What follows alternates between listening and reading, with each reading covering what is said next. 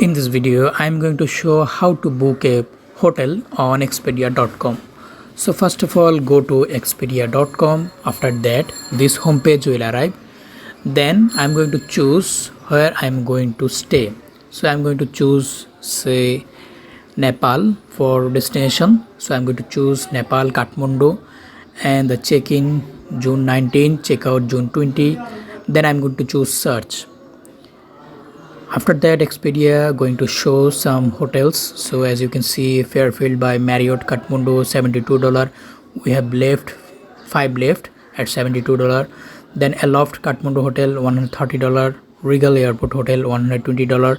And they have 2 left at 10% off.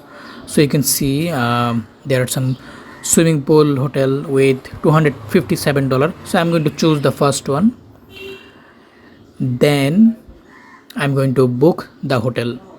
So the website is showing me the room pictures and the reviews, also popular amenities, parking included, free Wi-Fi, restaurant, air conditioning, breakfast available, etc. It's also showing the Google map. You can see or view in the map, explore the area.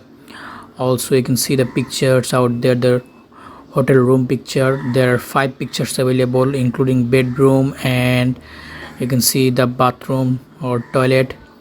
And after that you can select reserve to reserve the book hotel.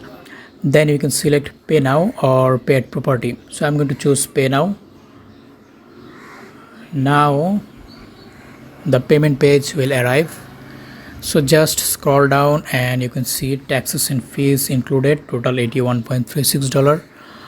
Then you just scroll down and just put your credit, debit card or PayPal or click to pay. So just include your credit card here and complete the booking. So this is how you can book a hotel on Expedia.com. Thanks for watching.